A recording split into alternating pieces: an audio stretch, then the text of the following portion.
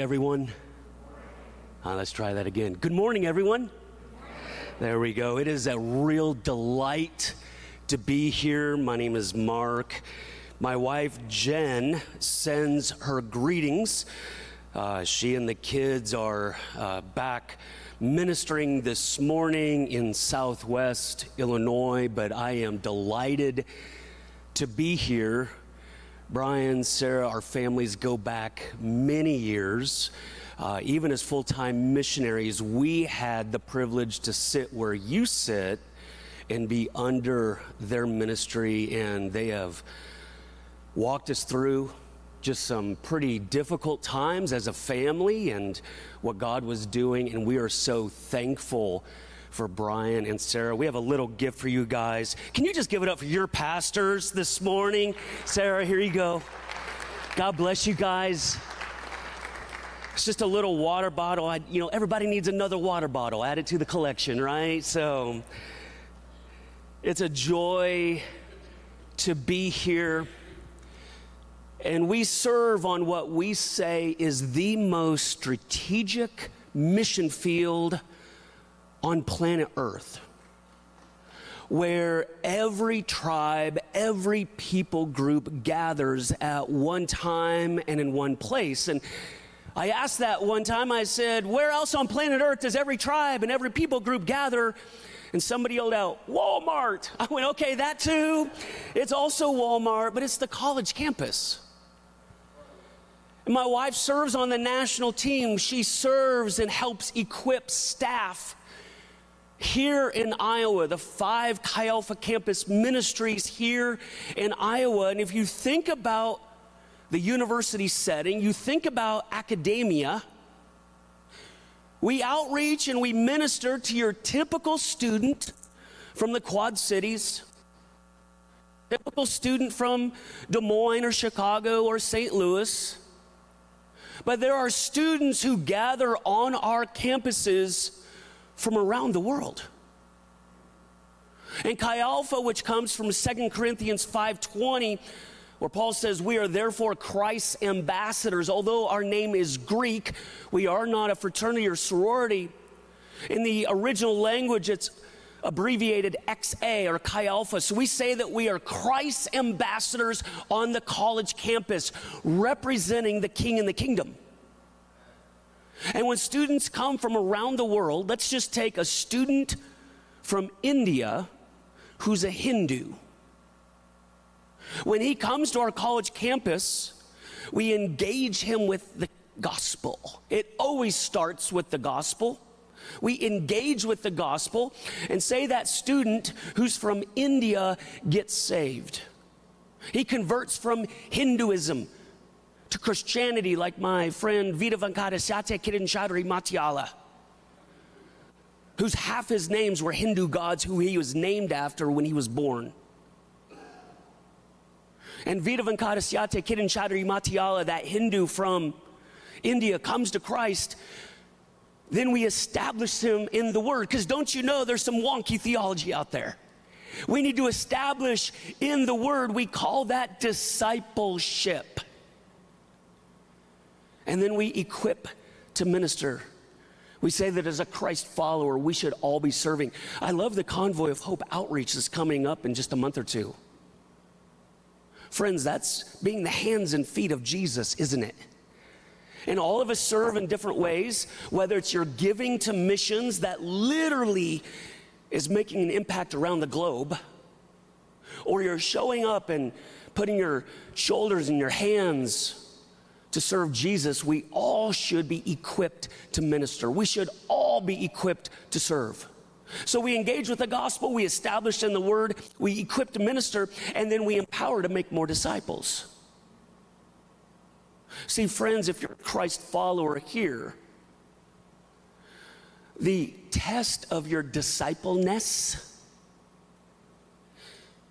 is, are you making more disciples? Just like an apple, the test of its appleness is that when you take the seed and you plant it, it grows more apple trees.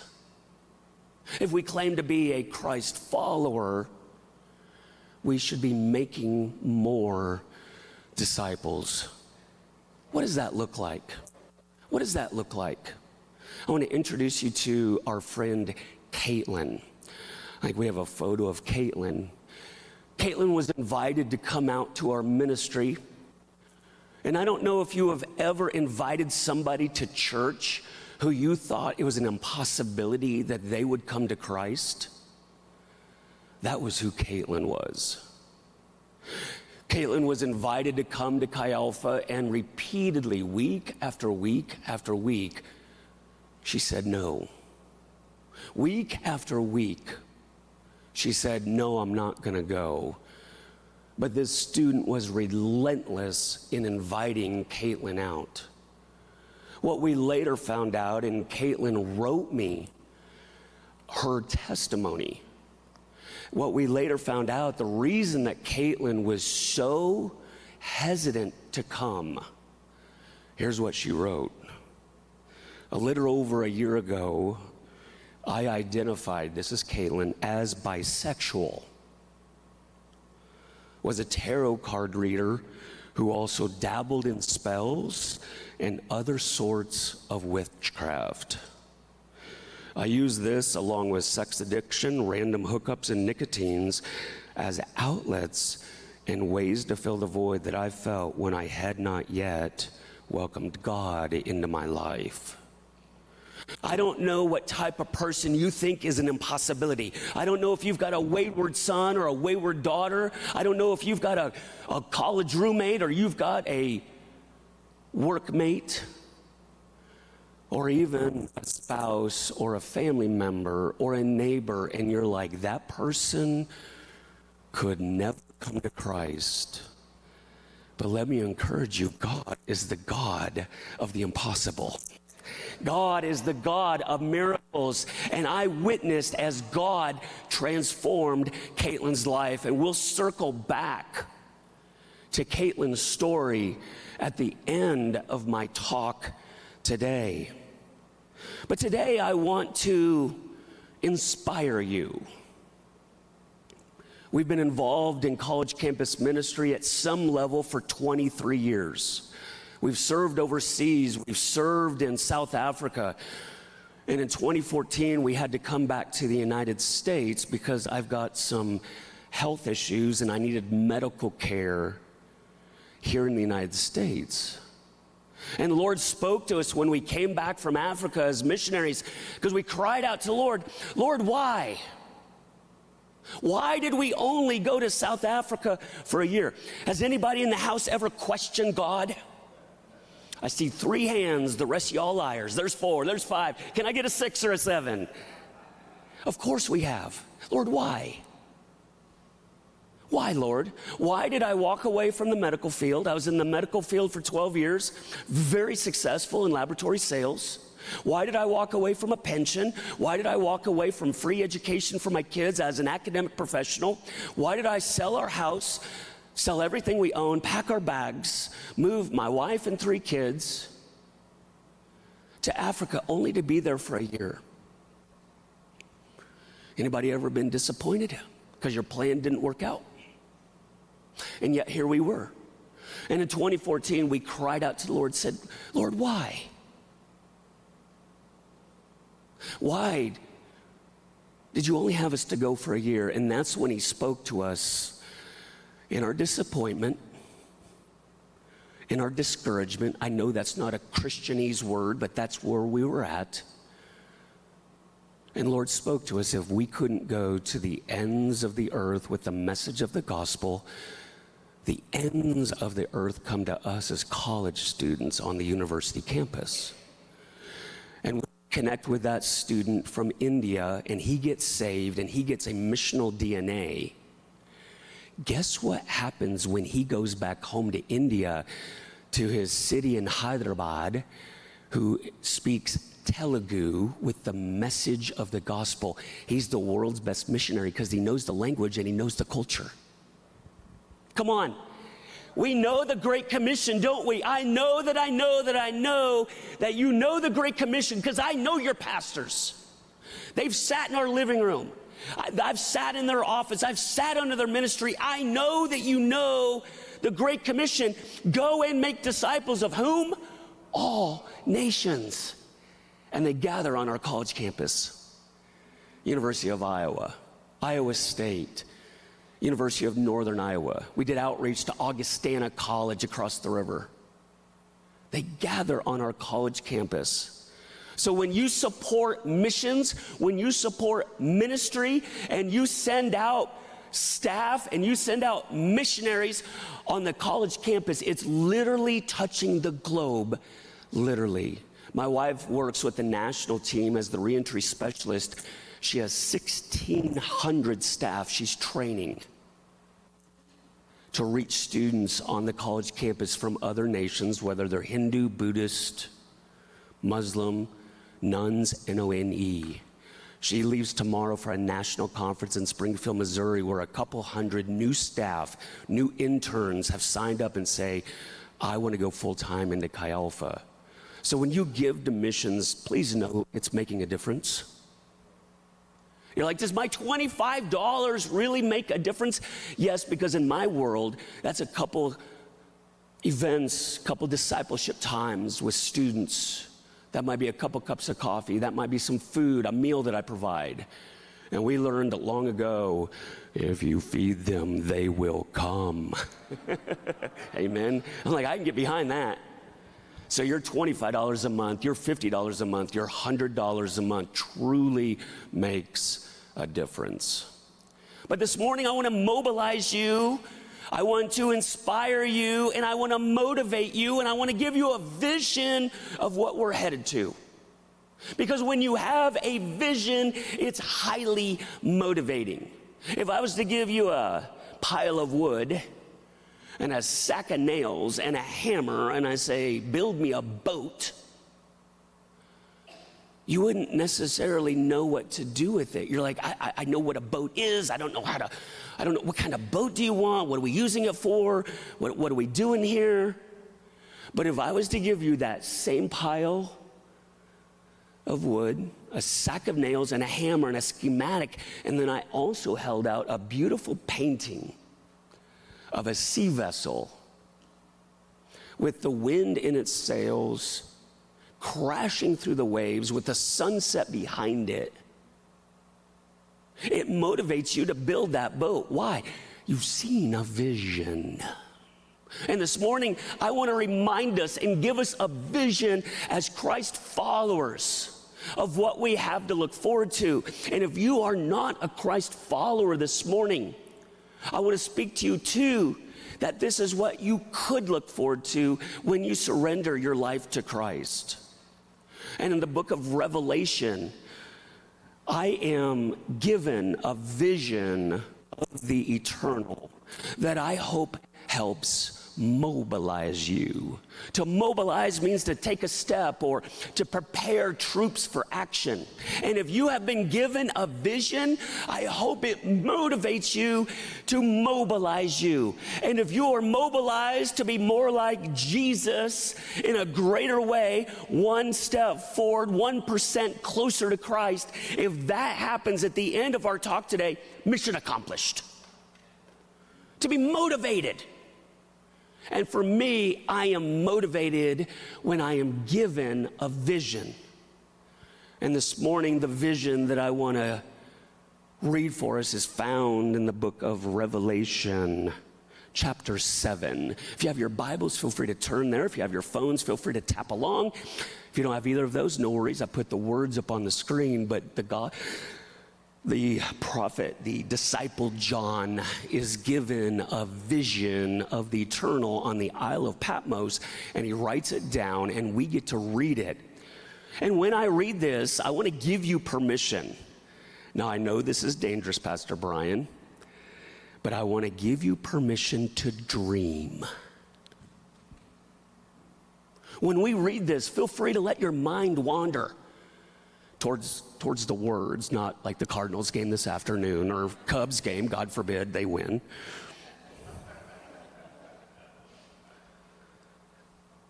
But notice what Revelation chapter 7 says in verse 9. It says this, imagine being John.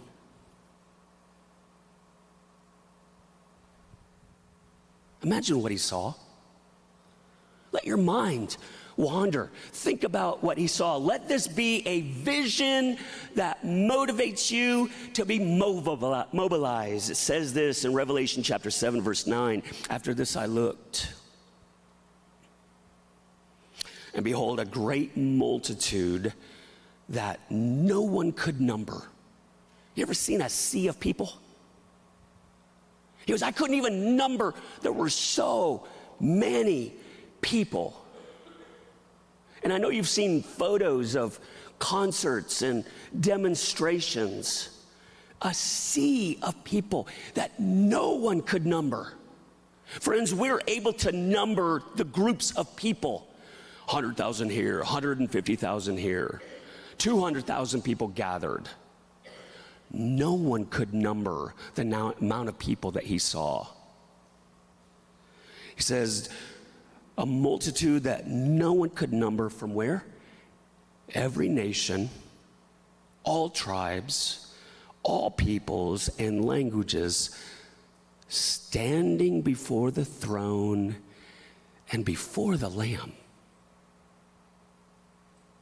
They were clothed in white robes with palm branches in their hands and crying out to God with a loud voice, salvation belongs to our God who sits on the throne and to the Lamb. Imagine what they saw. John saw a sea of people that no one could number, and they were crying out. Of course they were crying out. They were seeing Jesus Christ, the King of Kings. Of course they were crying out. They saw their Savior who had died for them. Of course they were crying out. Of course they were. You and I would do the same thing. Have you ever imagined what it'll be like? There will be a day. There will be a day. Can you imagine what it'll be like to see Jesus with your eyes? I think about it often. I know it's not normal. But what you may or may not know is I was born with a terminal lung disease called cystic fibrosis. And every day I deal with pain. I took 7 different pain pills to preach this morning, and that's just a normal day. I might sound a little bit nasally to you. I'm dealing with just getting over some stuff. That's a normal day. I've been hospitalized north of 100 times. I've lost count. When I was born, they told my family that if he lives till 18, it's a miracle. Well, me and Jesus showed them I'll be 48 this fall, and I celebrate that every day.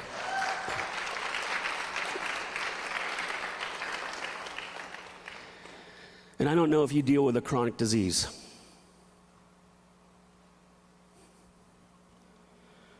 And I've got a whole different message that pain can be a gift, because it helps you lean towards the eternal. But there's been nights laying in a hospital, hooked up to all the different machines, where I was in so much pain and so short of breath, I was not sure I would see the light of day. And the Lord reminded me of the vision of the eternal. And I imagine what I will do when I see Jesus for the very first time with my eyes. I don't know what you'll do. I don't know if you'll run up and catch me, Jesus. I don't know what you'll do. I'm sure he'd catch you. But I imagine when I see Jesus with my eyes for the very first time, I'm going to run and fall at his feet and hug his ankles.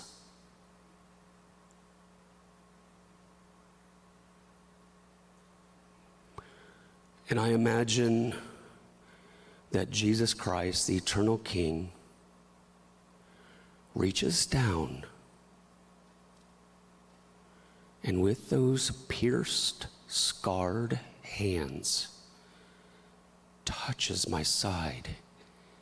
Jesus Christ, the eternal King, the fairest of 10,000, the lily of the valley, the bright and morning star, the Alpha and Omega, Sharon's rose, the eternal King of the eternal kingdom, reaches down with those scarred hands and lifts me up and says, welcome home. That vision motivates me to be mobilized. Come on.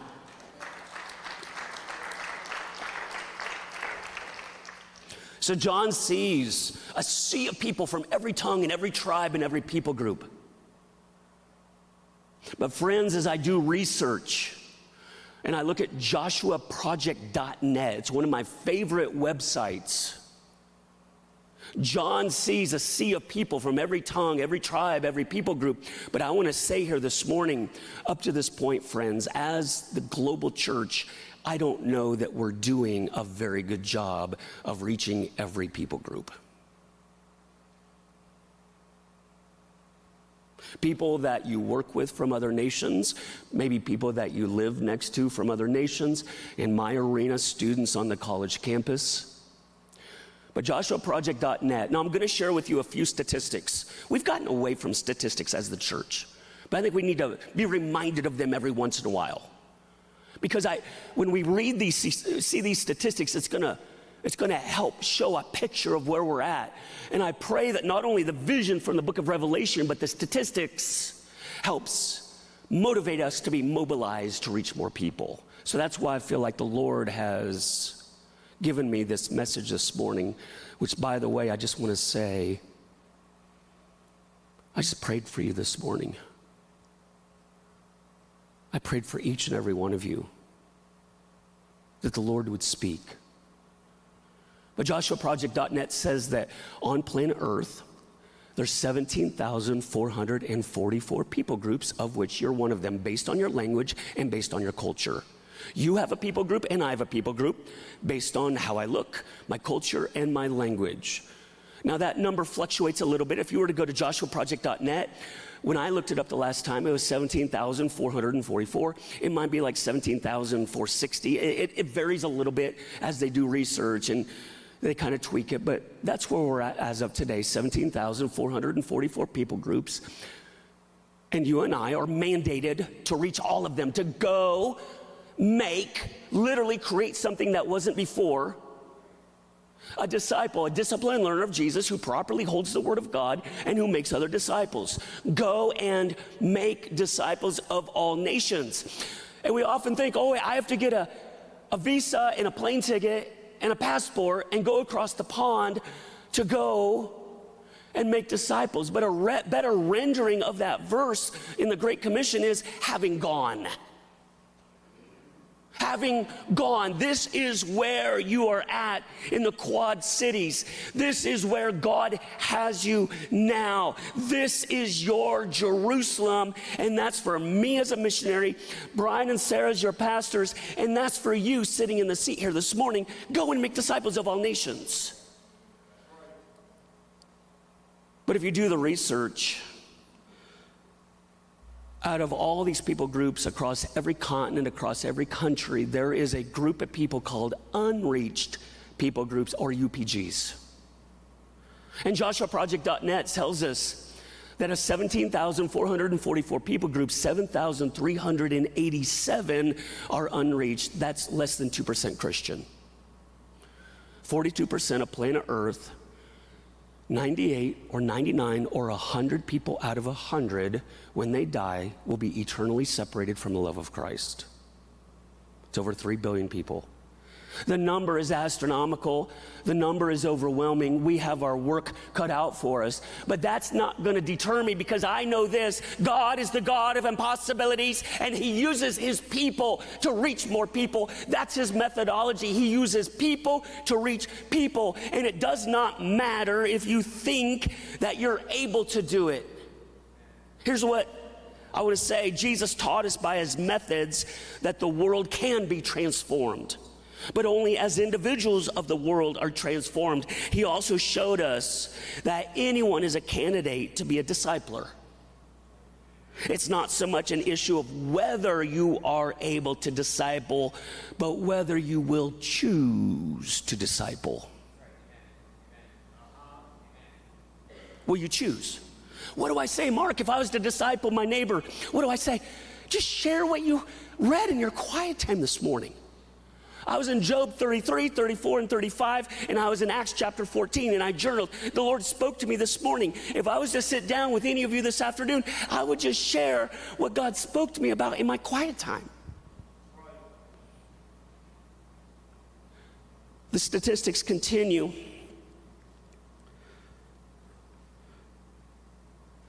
Not only do we have 7,387 unreached people groups where 98, 99, or 100% of them will never know true forgiveness. They'll never know the peace of God. They'll never know the joy of God. They'll never know true community. There's a subsection called UUPGs, unreached and also unengaged people groups. Out of 17,444 people groups on planet Earth, there are 3,050 unreached and unengaged people groups comprising 278 million people. And an unreached, unengaged people group are people groups on planet Earth right now, this morning, on this Sunday morning in July, with no known missionary, no known pastor, no known church, and no one is going, and I'm not okay with that. 278 million people who do not know the love of Christ and will never have the opportunity to do so. And yet some of these students are the ones who gather on our college campus. Lord, help us all. You reach a student from an unreached, unengaged people group, like some of our students in India or China or South Sudan or Bangladesh or Saudi Arabia, and they go back home. They're the world's best missionaries because they know the language and they know the culture. But there's one last statistic that I want to share with you. The death rate on planet Earth is about 10 people out of 1,000 die every year. Some cultures, it's 8 or 9 people out of 1,000 die every year. Some third world countries, it's as high as 12, 13, 14 people a year die out of 1,000. And none of us are promised tomorrow, are we? Just this past week,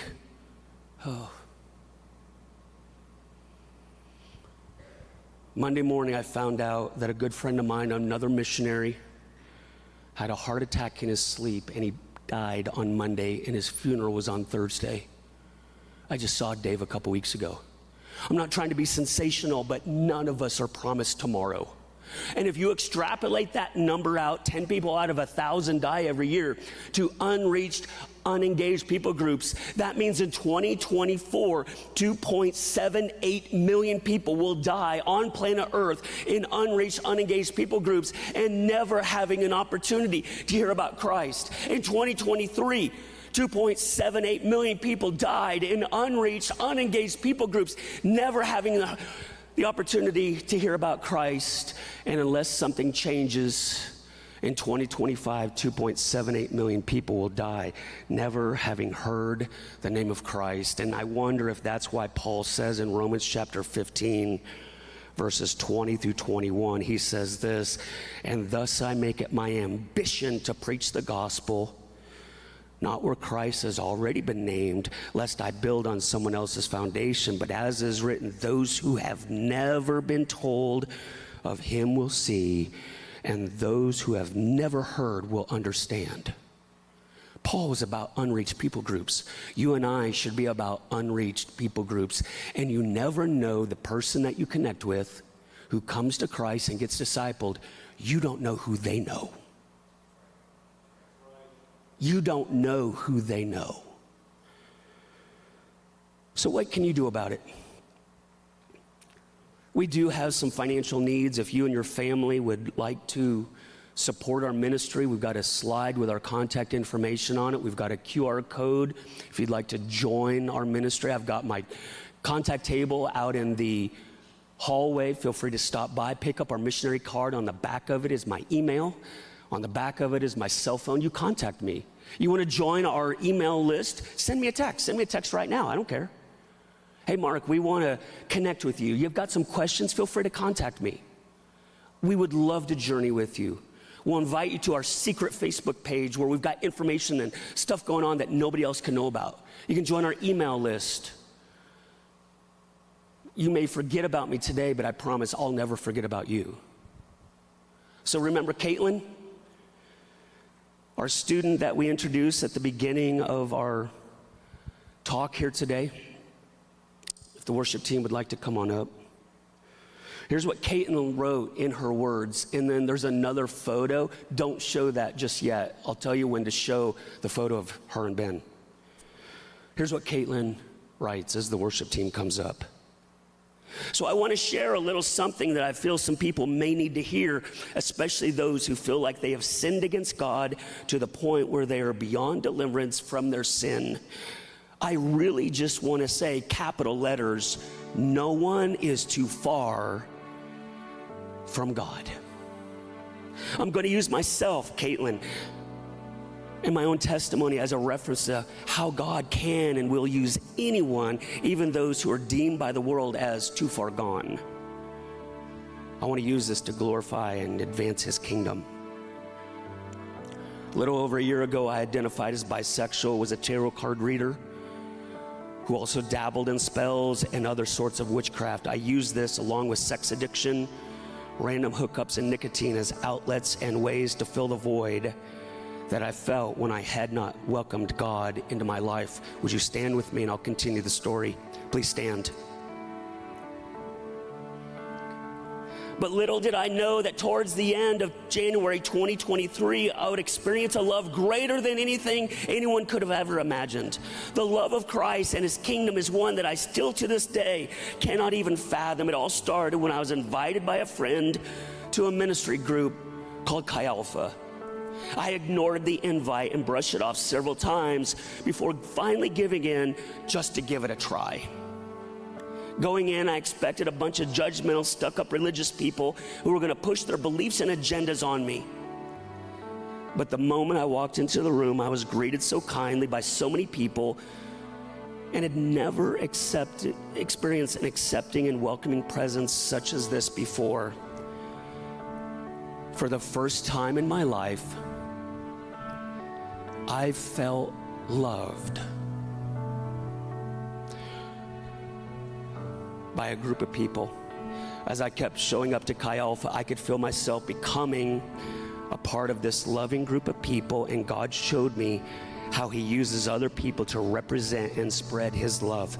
My faith grew stronger and stronger, and today I am 1 year clean of my past. A year ago this month, I quit vaping for good. A year ago this month, I was freed from homosexuality. A year ago this month, I was freed from sexual addiction. A year ago this month, I was freed from New Age occult practices. A year ago this month, I was born again. Come on. Here's a picture of Caitlin and her boyfriend, Ben, now.